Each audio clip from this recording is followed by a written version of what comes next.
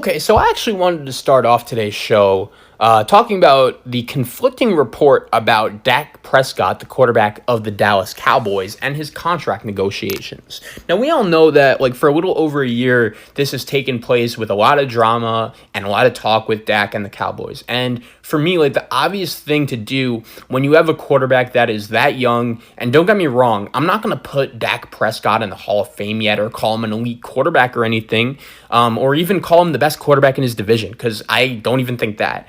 But throughout the year and since these talks have started, the obvious thing for me was just to pay the guy and to agree to a long-term deal with Dak Prescott. And last year it was a story, but the real point of emphasis in Dallas was not centered around Dak Prescott. It was centered around Ezekiel Elliott. And not because overall he's probably the better player, in my opinion, versus Dak, but Dak was just playing along. And when they reported for minicamp and training camp and going back to OTAs, Dak Prescott was there. And we know Ezekiel Elliott wasn't. And when training camp did come, you did have Jerry Jones opening up camp and saying, we're not going to talk about contract situations and give any updates about Ezekiel, and all he did was talk about Zeke. That's really all that Jerry Jones did. That's vintage Jerry Jones. And we knew that eventually a deal was going to get done. The deal did get done right before the season started, and throughout that process, Dak Prescott's contract was also about to expire, and same with Amari Cooper. But here's the difference. When you look at Ezekiel Elliott and Amari Cooper and compare them to Dak Prescott, is Zeke didn't show up while Dak and Amari did. And Cooper and Prescott both entered last season on the final year of their contracts. They completed the season, and we all know how it ended up. The Dallas Cowboys missed the playoffs, and down the stretch, Amari Cooper wasn't good. He was bad. There were games where they won also, but Dak didn't really play that well, even though he was banged up, while there were also moments last year where Dak was great.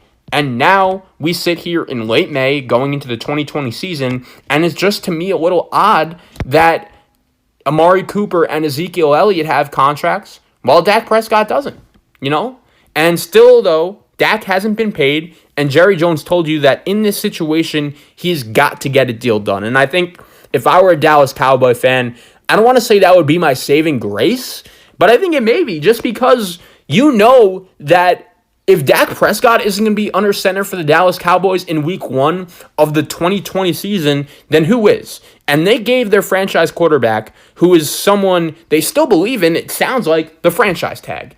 And that could work, but for only so long.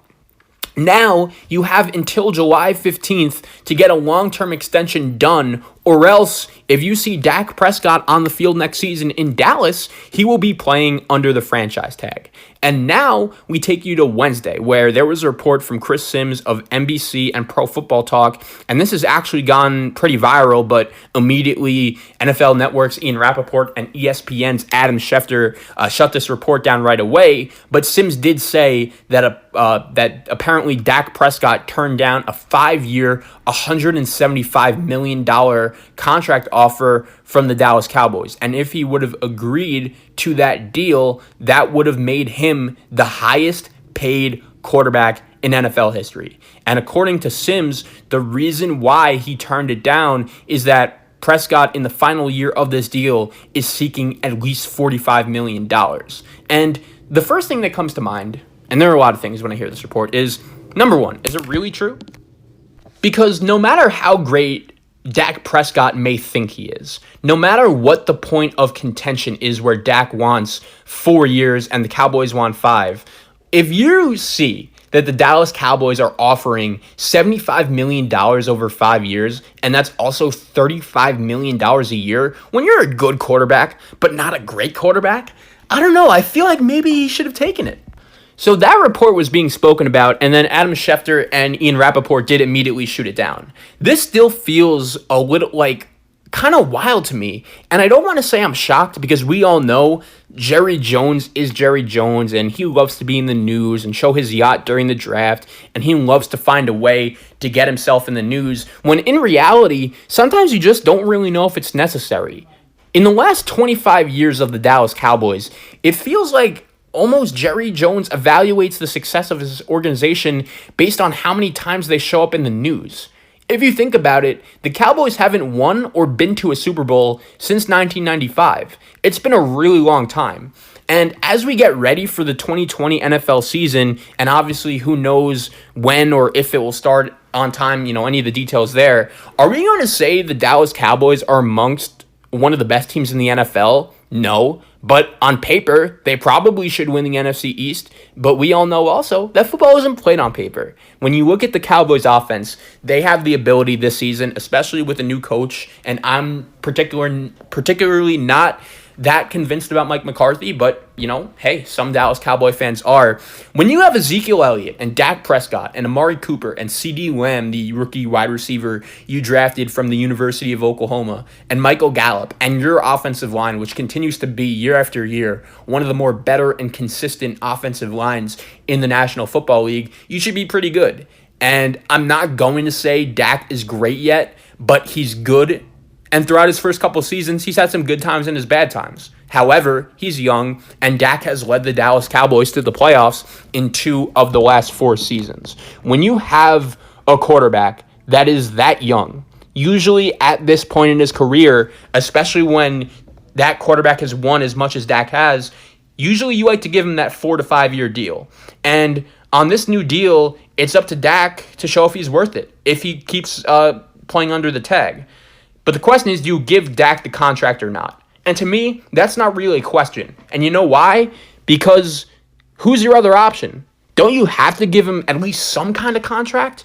And I'm saying this as someone who hasn't been Dak's number one fan, and there are plenty of people that are higher on him than most, and everyone listening knows that when it comes to NFC East quarterbacks, I do tend to favor Carson Wentz over Dak Prescott. However, Dak, through the first 4 years of his career, has had some really nice success, and it could be more, and it wasn't that big. He's only won 1 playoff game, but he's had some good, solid moments, and I don't think you pass and move on from a young quarterback who's shown some promise and especially has won throughout the first 4 years of his career after he's been pretty successful. Throughout the NFL's recent history, when has that ever happened? And now will Dak get another contract after this one? That's the other question you have to really consider here. It really depends on what will happen with the deal that he'll eventually get. If he can show you that he can go from good to great, then go from there. I do believe, though, eventually they have to get a deal done before that July 15th deadline. And we all know that usually when it comes to contract negotiations, that deadline is usually the game changer and the savior. That's what happened with Ezekiel Elliott last year. And if I were to predict, do Dak Prescott and the Dallas Cowboys get a deal done by July 15th? I would hope so, and especially I would hope so if I were a Dallas Cowboy fan. But here's the other question. Why is this taking so long? Why is there so much unnecessary drama when you have told us that you believe in Dak Prescott, and not only that, but you believe that this is a deal that has to get done? Jerry Jones did say that before, that he knows this deal has to get done. And right now, it appears that both sides are fighting over 4 or 5 years, how long the contract is.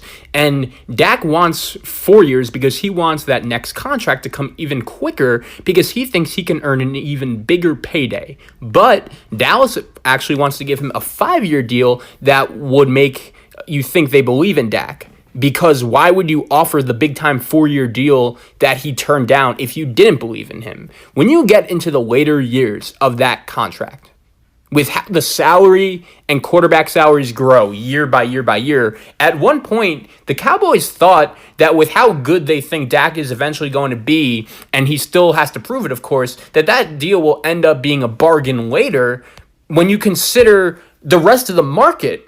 Did the Cowboys realize how many other good young quarterbacks are about to get paid? Pat Mahomes, Lamar Jackson, Deshaun Watson. All of those guys are going to make record-setting money. And just the way the NFL works is it just keeps on getting bigger and bigger and bigger. It's a buyer's market. And that is what this fight is over right now. The 4 years and the 5 years. Now, if Dak really wants $45 million and that fifth year north of it, you're just not being realistic. Like, I think the deal should be like 34, 35 mil over a course of 4 years. If I'm Dak and they offer like 170, 175 over 5 years, don't you have to take that? And not only that, but feel at least decent about it? Like, you're in a position where you eventually feel like you're underpaid. And that means you have taken that next step from being good to great. And you will get that big time money on the open market. But this contract right now, you can say that Dak isn't worth like 33, 34 mil a year, but he's going to get something real close to that. These two sides need to get on the same page and get a deal done. Because what a lot of people say is, oh, Dak Prescott isn't better than Aaron Rodgers or Russell Wilson or Pat Mahomes. Why should he be paying more? And theoretically, yes, that makes sense. That is true.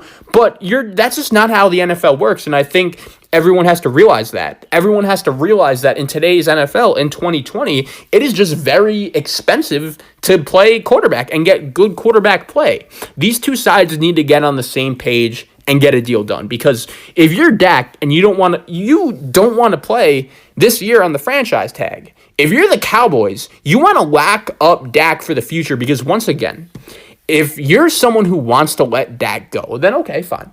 Who is your other option at quarterback? It's not Andy Dalton. And I feel like a lot of people are acting like the Cowboys could just replace Dak in a snap of a finger, when meanwhile, this guy's just been very reliant and he's been very productive. That's wishful thinking. And do you guys think Dak will have a new deal done before the July 15th deadline? And does he deserve it? That's my question for you guys.